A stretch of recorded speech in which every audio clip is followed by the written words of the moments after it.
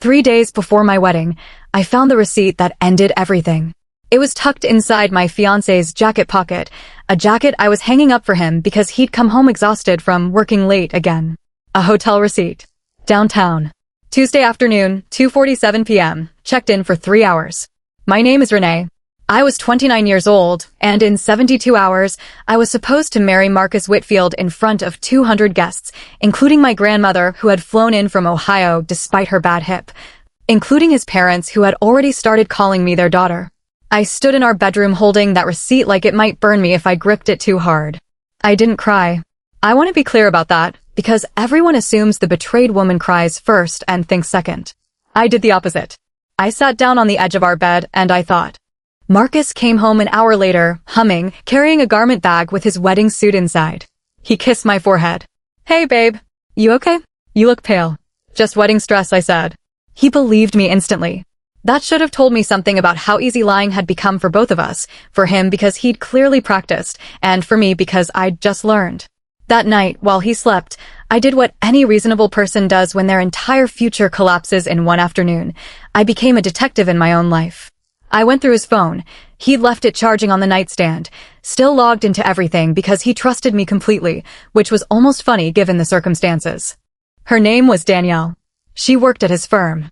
Their messages went back 8 months. 8 months of "can't wait to see you," of hotel bookings, of her asking when he was going to finally do something about it, and him replying, "I will, I promise. Just not before the wedding. It'll destroy my parents." Not destroy me. Destroy his parents. I found something else, too. A message from 3 weeks earlier. "Are you sure you still want to go through with marrying her?" Danielle had asked. Marcus had replied, "It's easier this way. Renee's family has money. My dad wants the merger with her uncle's firm to go through. I'll figure out us later." I read that sentence 4 times. I wasn't just being cheated on. I was being used as a business transaction with a white dress attached. I put his phone back exactly where I found it, plugged in at the same angle, screen at the same brightness. Then I lay down next to him and stared at the ceiling until sunrise, planning. Here is what I want you to understand about me. I don't do dramatic. I don't do screaming matches in restaurants or keying cars in parking lots. My mother always said I had quiet fury, the kind that plans instead of explodes.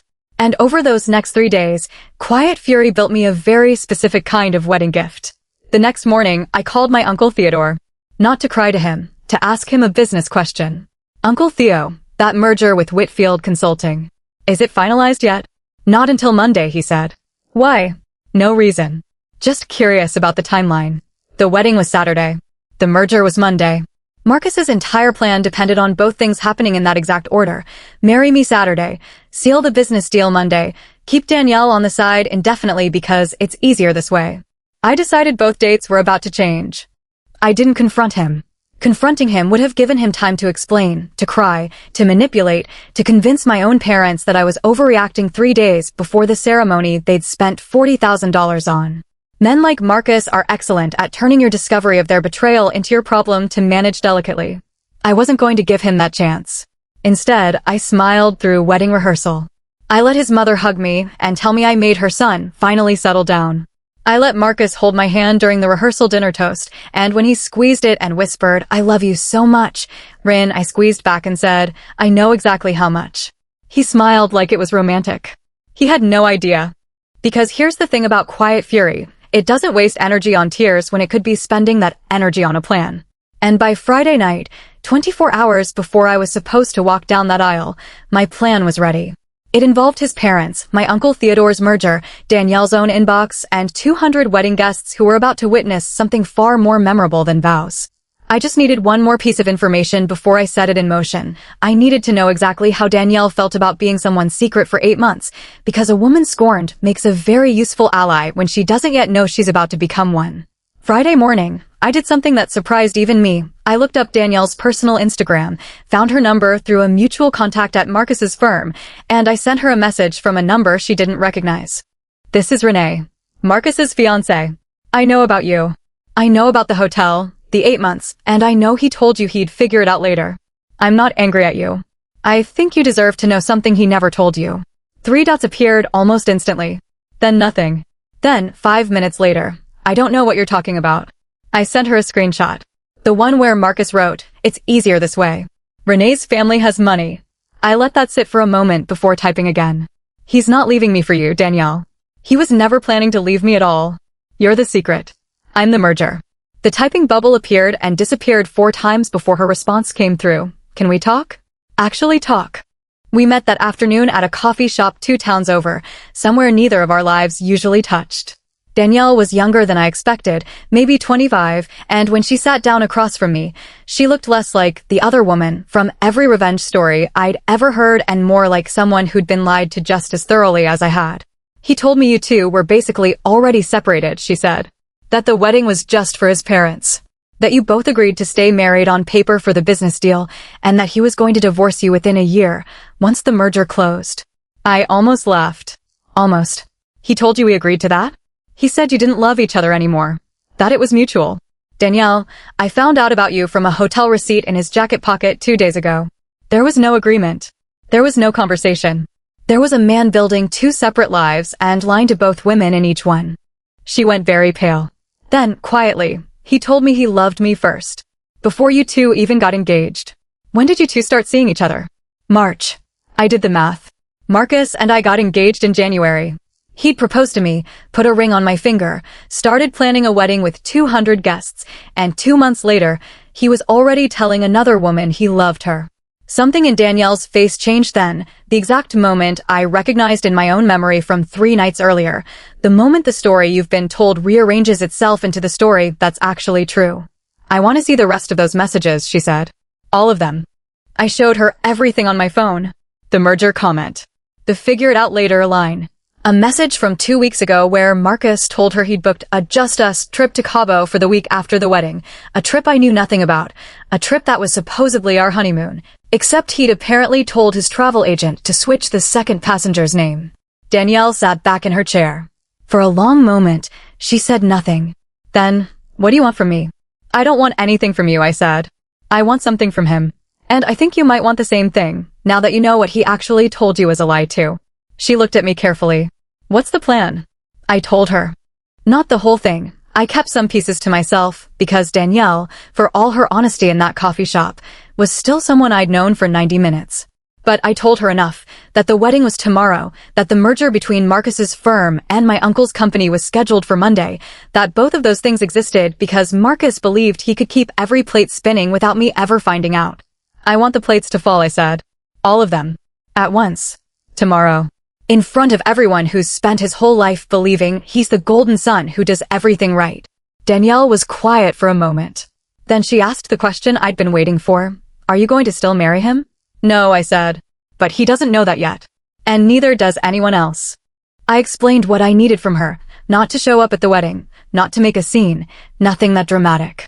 Just one thing. A screen recording of their most recent conversation, time-stamped, sent to a specific email address at exactly 10 a.m. the next morning.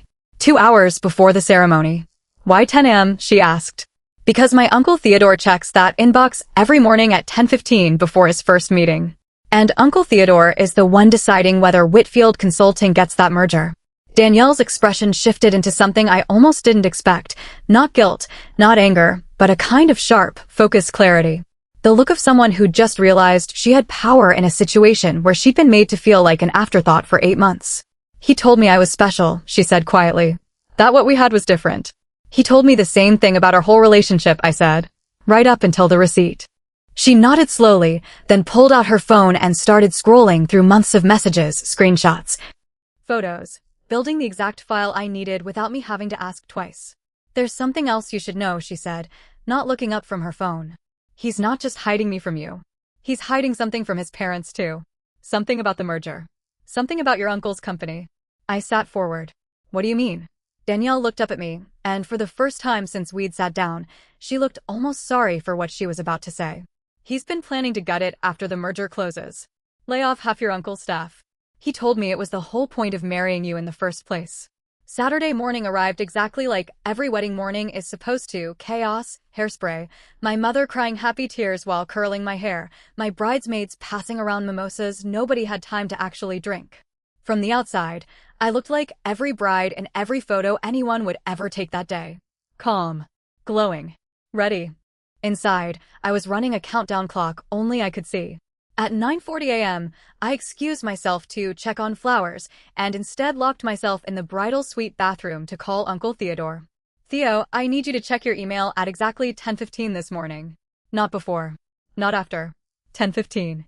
Renee, it's your wedding day. What's going on? I need you to trust me the way you've trusted me my whole life. Please. 10:15. He went quiet for a second. My Uncle Theodore had known me since I was 6 years old, had taught me how to negotiate my first car purchase, had always said I had the calmest poker face of anyone in this family. He didn't ask again. 10:15, he confirmed. I trust you. At 9:55, I texted Danielle one word, ready. She responded, sending it at 10 sharp. Good luck today. I almost laughed at the strangeness of that sentence. Good luck today, from the woman my fiancé had been sleeping with for 8 months, wishing me luck on the day I was about to destroy his entire carefully built life. The ceremony was set for noon. 200 guests. String quartet. An arch covered in white orchids that had cost more than my first car. My father was going to walk me down the aisle at exactly 12 o'clock, and everyone in that garden believed they were about to watch a wedding. They were about to watch something else entirely. At 10:15 exactly, while I sat getting my makeup finished, my phone buzzed with a text from Uncle Theodore. Just 4 words. Received it. Watching it now. Then, 11 minutes later, Renee. Call me. I locked myself in the bathroom again. Theo. His voice was low, controlled, the voice he used in boardrooms right before he fired someone. This video. Marcus talking about gutting our staff after the merger. Talking about you being the easiest path into the company. Is this real? It's real. How long have you known? 3 days. A long pause. And you're still getting married in 90 minutes? No, I said. I'm not. But nobody else knows that yet. I need you to hold that video, hold everything, and be in that garden at noon. I need you to say nothing until I give you a signal. Renee, what are you dash? Please, Uncle Theo. I've never asked you for anything like this. Please. He exhaled slowly. I'll be there. Front row, like always. By 11:30, I was fully dressed. Ivory silk, my grandmother's pearl earrings, a veil my mother had cried into twice already. I looked, according to every person who saw me that morning, like the happiest bride they'd ever seen. At 11:50, Marcus knocked on the suite door to do the first look photos our photographer had scheduled. He stood at the end of the hallway in his tux, and when I walked toward him, his whole face lit up exactly the way it had the night he proposed.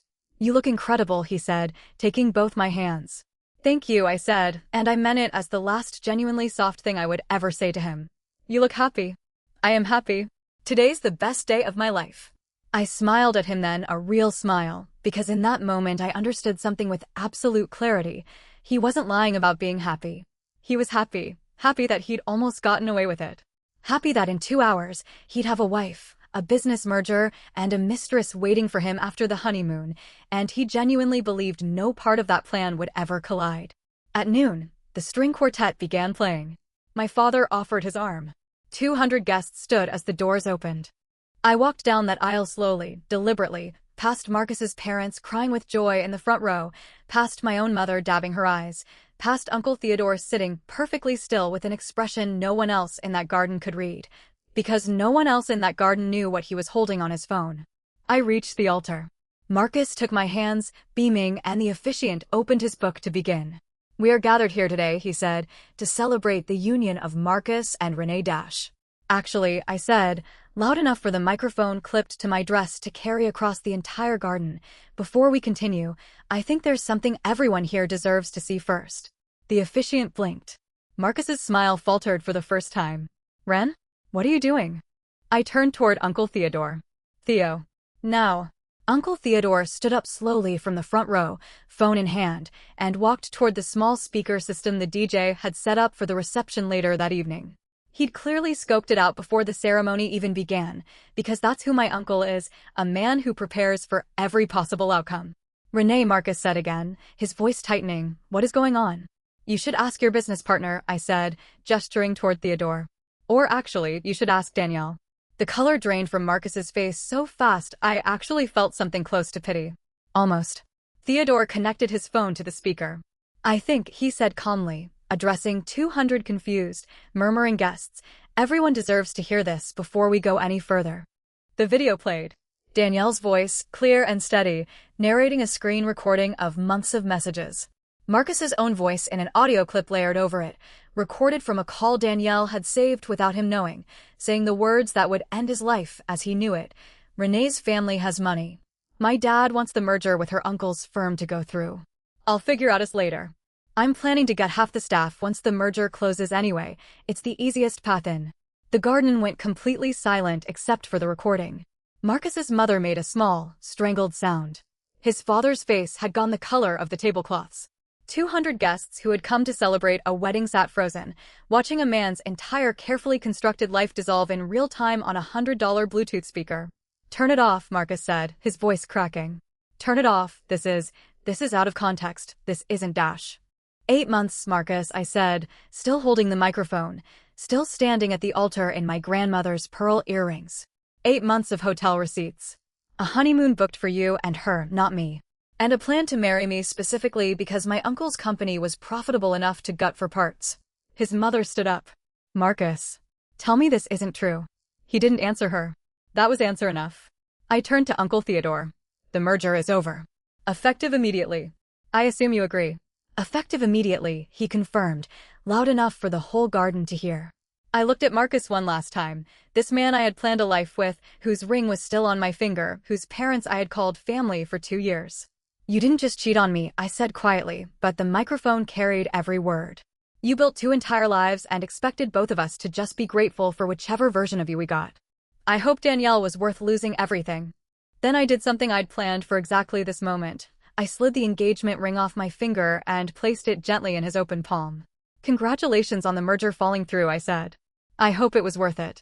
I turned and walked back up the aisle alone, past 200 stunned guests, past my own mother crying for an entirely different reason now, past my father who caught up to me halfway and simply put his arm around my shoulders without a word.